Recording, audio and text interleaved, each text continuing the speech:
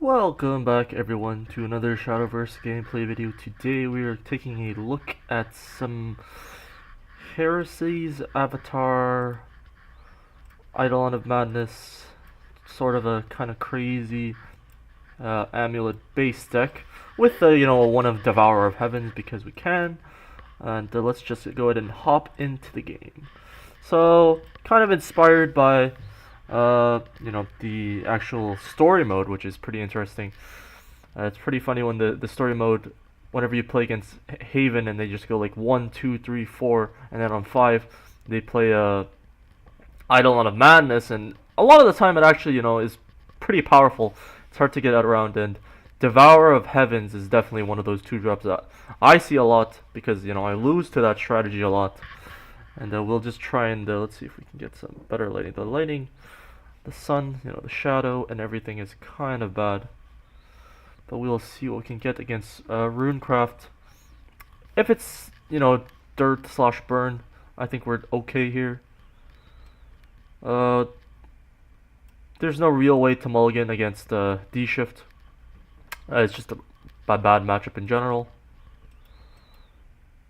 Let's see here. There's no way we're gonna like outspeed D-Shift or in any manner, I don't think. Okay, so we get this option here. I'm pretty sure the Globe is probably the correct play.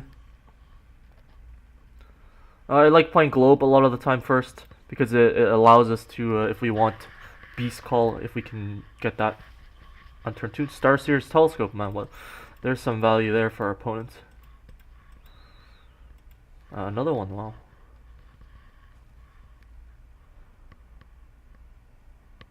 Scrap Iron Smelter, so our opponent's playing a pretty slow game here. And I mean, I don't think we're necessarily in a rush here. There's the Aegis, so I mean, we're playing Amulets, we're playing Aegis. We're just playing everything here. I think I'm gonna be mana efficient here. Get something on the board. Maybe it's not correct, the reason I'd say not be correct is if our opponent has like exactly Red Hot Ritual as like the only playable. So our player has nothing, which is good for us. We'll just go ahead and fill up that board with some cards. This deck doesn't really play too many, followers per se, so we'll get some followers on the board, some sticky ones, nice sticky ones. Mage of Nightfall is gonna be a little annoying, but well, it would be okay, huh. That's an interesting position. I think we just go for, RNG. We shouldn't have to evolve our Snow Whites. I mean, this is certainly the play first, and then what do we do next? So we can choose to evolve, which is kind of weird. Huh. Snow White's one of those awkward cards. Opponent has 4 cards in hand. I think that's fine. We'll just go ahead and evolve. We'll try to invalidate whatever our opponent's doing.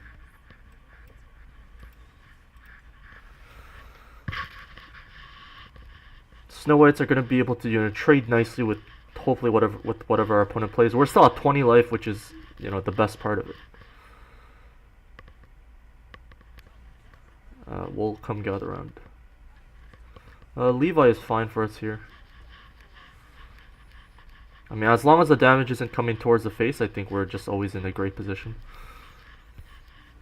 Like, if let's say we're at like 14 life, then we're not looking in necessarily a bad position. But if we're at 20 life with our opponent having a Crimson Sorcery as like, oh, and they've gone ahead and used it, so it doesn't even matter. Huh. Let's see here.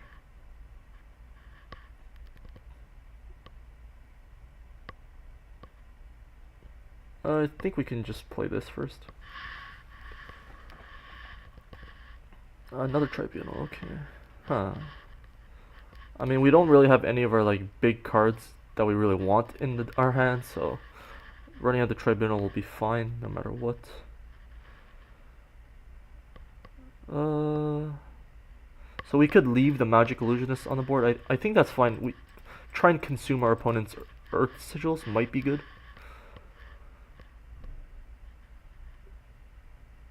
Otherwise, we have the option to just block and scripture it.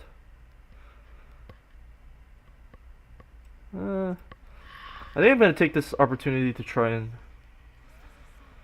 Oh, we can also...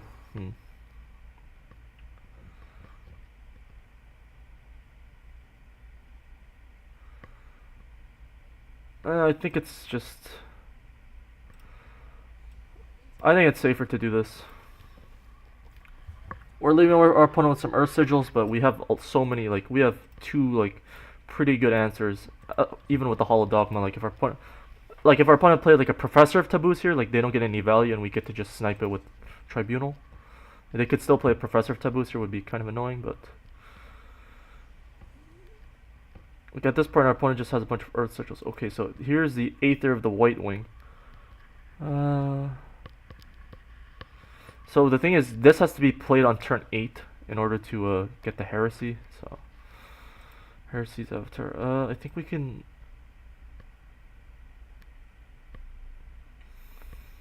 I think I'm fine with playing this instead of the Beast Call. Being able to present some storm/rush damage is gonna be nice. When I mean, we're probably gonna play this on turn 8. I mean, if our opponent plays Dance of Death, we're looking nice, right? Really nice here.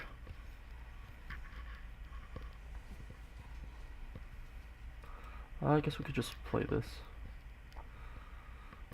Yeah, I mean, I think we'll just actually just play this.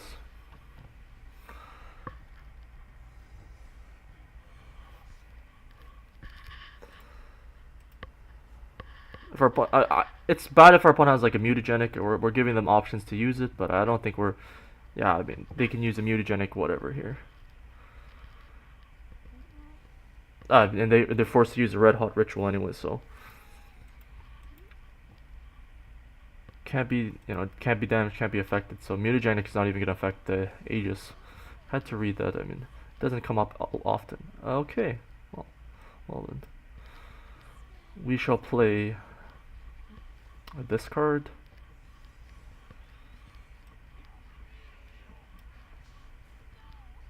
Do we want to play this? I don't think we really need to play that. I think we're in a winning position here. Our opponent could play, another mutagenic. In that case, we just, go through the Aegis plan. Wizardess is kind of annoying here.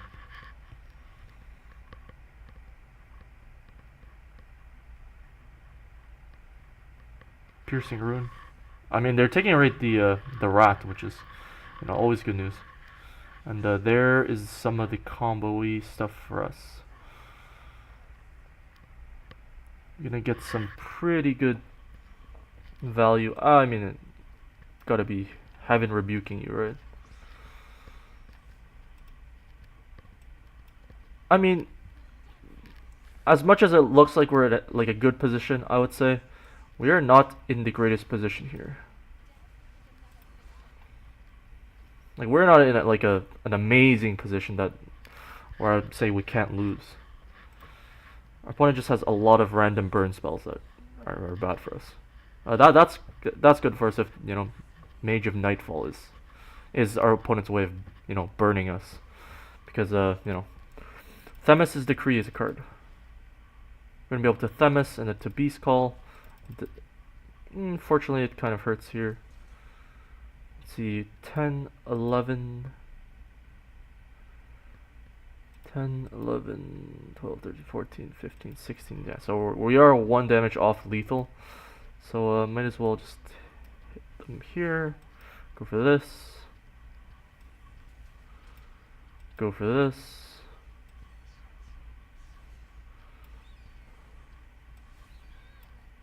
I guess we can go for this too. Why not? Draw some cards. See, that's kind of one of the things with the Eidolon of Madness. I think against the Eidolon of Madness, the thing with the Aether is we don't have any 5 or 6 drops, so playing this on turn 6 guarantees Eidolon. Otherwise, it would guarantee a Priest of the Cudgel, which honestly I don't think is that bad. So maybe we take out the Eidolon and put in the 3rd avatar. That's a beautiful concede from our opponent, and we're 1-0 with this deck. I just noticed I had the Seraph Haven label. This is actually Amulet Haven. Hit that up, and we got 60 gold for 60 rupees for some reason. 60 gold, 60 quad. There we go. We got the label fixed to Amulet Haven. Looking like a fun time. We're running some some fun of the some of the test games I played. The Devourer of Heavens was pretty instrumental. Not the 1 damage. Unfortunately, these days minions are a little more powerful. Aggro is not that prevalent. But if aggro was prevalent, Devourer of Heavens on turn 2 isn't necessarily great anyways. So looking more at the deck list, you'll be able to see on the side. Let me just see if there's anything I want to highlight. So we're running 1 Death Sentence. I think that's just a decent value card that and can be played at key points. And the deck doesn't really do that much. I think this is a playable deck at the moment because aggro is not running around. No, I think these are fine cards. Oh, that's beautiful. 1 drop. I like to keep cards that are fine. Tribunal, to be honest, probably is not that fine. It's good. It would have been good against like the Tempest of the Gods version of Dragon, where it was one of the only times you could answer like a Rahab. Like not many decks had an answer to turn 2 Dragon Oracle, turn 3 Rahab, except Haven playing first could slam a Tribunal. I'm kind of still in that mindset. That's not a good mindset. Probably shouldn't keep Tribunal. Oh, well, I mean, we could see that in this game, but well, might as well play it. Hit our opponent up with a hello, even though it's not that great in this matchup.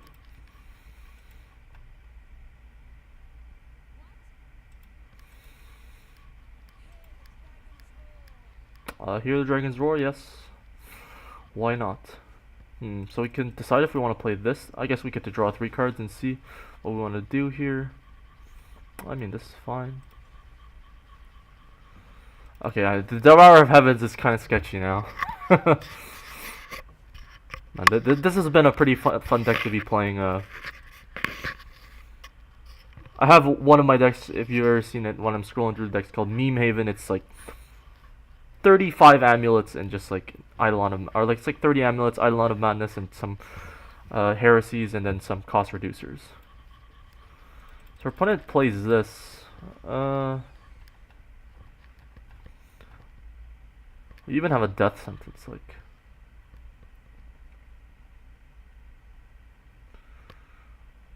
I don't think I mind if our opponent draws a card.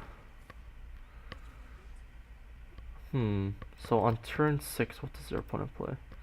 We could like cash in the death sentence here. I think we'll just go with this. Like we don't have like enough bursts in this deck where we can rush them down. So letting them play out their game plan. As long as we play our game plan, there's gonna be some sort of chances with the Aegis. We had the option there to play Death Sentence, which is what I was thinking about. But we'll see what happens here. We'll see what we draw off the top.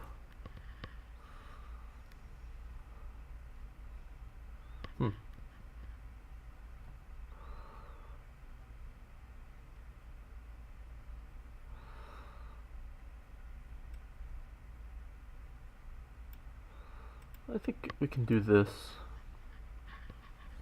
Okay, that's not a bad one, actually. Having followers on the board isn't that bad. Extra followers. Having amulets is kind of annoying because there's no real way. Like followers, we can just trade into our opponent's followers, so that's fine. Our board is basically 2 sides because we can end up trading these. The tiger and the Snow White if we need to at any point. That's slightly annoying, not the worst. I'm more worried about the the ramp into the draw was more annoying. And hopefully we can draw like a Heresy's avatar here. That would be pretty sweet. That would be a nice top deck. Oh, Gonna.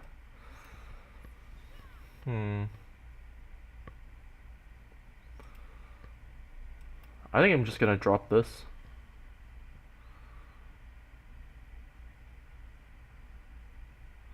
What do we want to be doing? I just. So let's say this dies, and this is gonna die. Play this. Okay, I think we can afford to play the Beast Call here.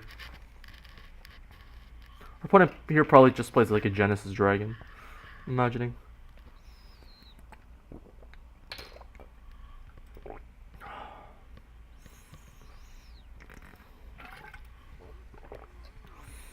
Yeah, that's totally fine for us. Like, we're always kind of hedging in this type of situation.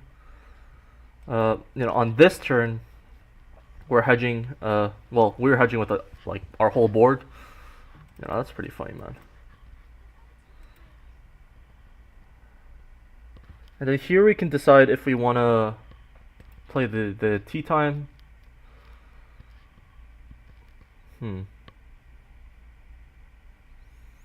Or we can just play a cudgeler.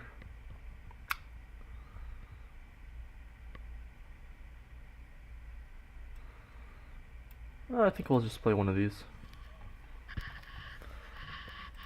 Holding this is kind of like, I don't know, maybe it's right to play this, I don't know. I just don't want to expose too heavily into a Bahamut right away. And, you know, we're looking at it in a pretty decent position. It's also possible that I don't think it's correct, like, if we play double cudgeler trying to, you know, come up with some sort of random lethal next turn, it would have to involve our opponent having nothing, so I don't think that's a thing. Our opponent is like, has no idea what's going on. They saw the Devourer of Heavens, they were like, what is going on? They haven't been cashing in any of their huge things yet, which is, you know, I think it's great for us. You know, here we do get to just, you know, slam down this.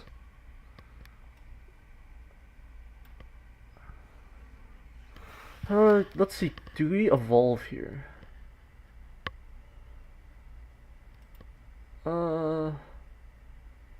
I think there's a world where evolving here is correct.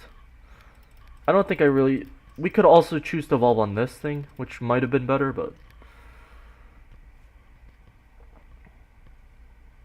Oh yeah, that actually probably would have been better. In this case, it didn't matter, but possibly the play would be evolve, hit the opponent for 3, hit them to 14. On next turn, we get, if this dies, they're at 3, go to 14, hit them down to 8. Okay, well, there's Zeus.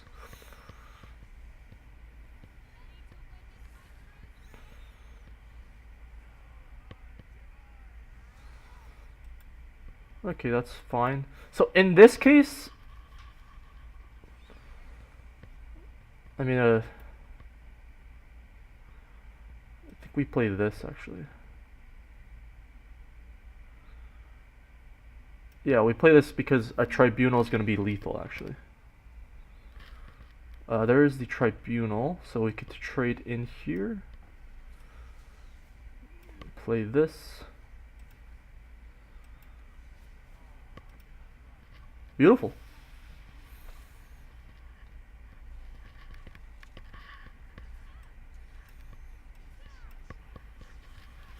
Beating the Ramp Dragon. I mean, we were really just scared there. It looked like our opponent was playing like a heavy version of Ramp, I would guess. And okay, it looks like the webcam is you know, doing webcam things. So, well, that is not nice.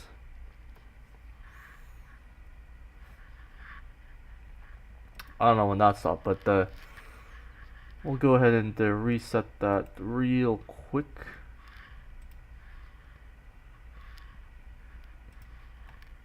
All these technical difficulties, man. So much technical difficulties with recording. But we will go ahead and get that fixed. I'll go ahead and step into the game. Don't want to waste too much of your guys' time. Closing that webcam, and then we're gonna restart it. I think it's because of like idle time or something. I don't really know what it is. Now I'm back. I'm back, right? Perfect. You want to meet at 5:15? Okay, why not? We'll meet that time. I just want to finish playing these games, man. I'm just having a lot of fun. Probably post this video. You know what? I might just, record another video after this of the same deck. Hopefully there's no more technical issues, but no, this is just such a fun deck. You're gonna be playing this deck. We're against Blood. Please be control Blood, and maybe we have our third win.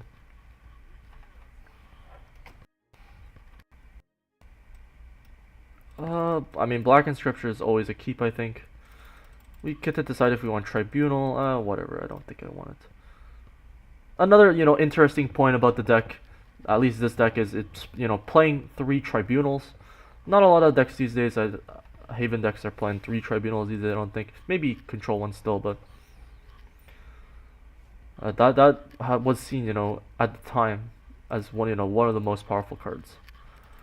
Oh man. So, I mean, if our opponent's playing Control, which it looks like they're not, I think I would have just dropped this down. Depending on what we draw, I think we can still drop it down, but yeah, I'm gonna play it a little safer. I don't want to, go too crazy here. Maybe that just means we don't want this card in our deck. I mean, it's still possible. I mean, I think our opponent must be playing like Vengeance style, yeah. So nice and slow is. Do we hit in here?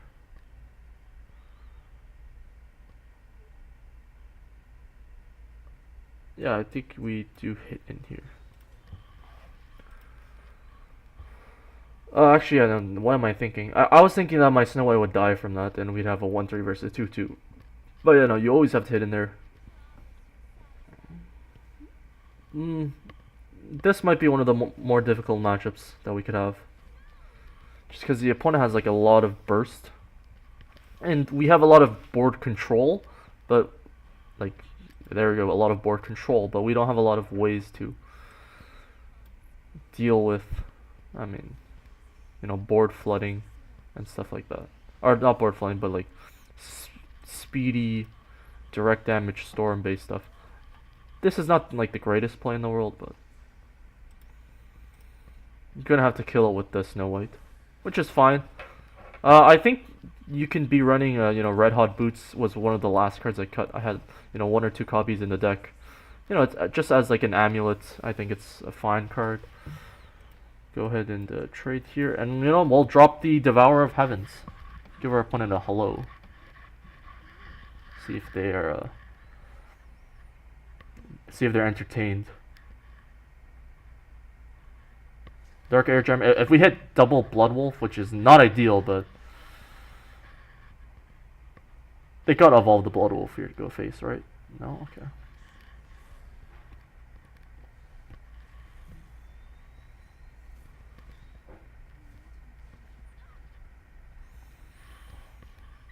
That's a little unfortunate. I mean, I guess we do have this March Hares, which is beautiful here. If we could have had gotten down like the death sentence last turn, that would have been pretty sweet. Another, interesting situation.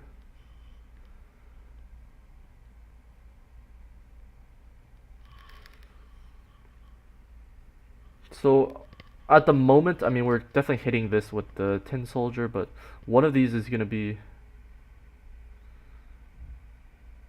Depends what our play is next turn, I guess. I mean, we're either playing Eidolon or Themis next turn. Okay, I think we'll try and hit the Urius. I don't know if that's the correct play, but...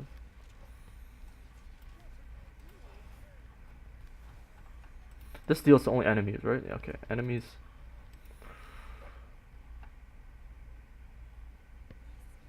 That's fine. Opponent evolves. Wow.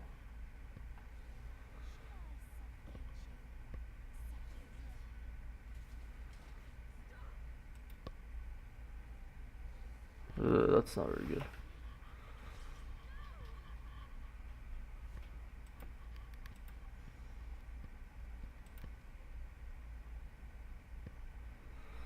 Uh,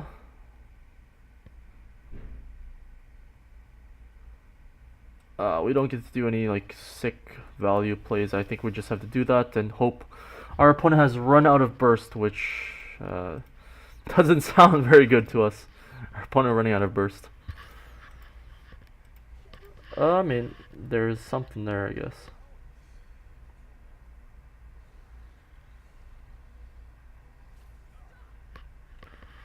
We kind of want a Themis here again, I guess.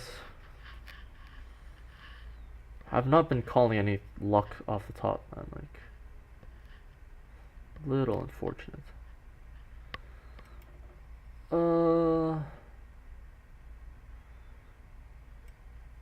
So I think this has to be the play. Kind of have to hope to at least hit this. Okay, think that's fine. We're leaving our opponent with 1 damage. I mean, it's hard to kind of play around that. Eidolon is just not that great when you're trying to, like, you know, rush down the opponent. Oh, I mean, it didn't even matter. It didn't even matter. Vengeance Blood is not a good matchup. The Storm Dragon matchups are even better than the Vengeance. The Vengeance Blood, if they get out of the gate, basically, I mean, honestly, I don't really play Vengeance Blood that often, but when I do, they have Belphegor on turn 4, and they're playing first, so... But, no, I really enjoy this deck. I hope you guys do too. Sorry for some of the technical issues in this video. Hopefully we can get some of those solved. Try and get this, you know, webcam stuff a little better. But hope you all guys enjoyed. I'll probably be making a second video with this deck. You know, just showcasing some more games. Hopefully that's good to you guys. And leave a like if you enjoyed. If you have any other suggestions, I'd be happy to hear them. As long as they don't cost too many vials. Please rate, comment, subscribe. See ya later.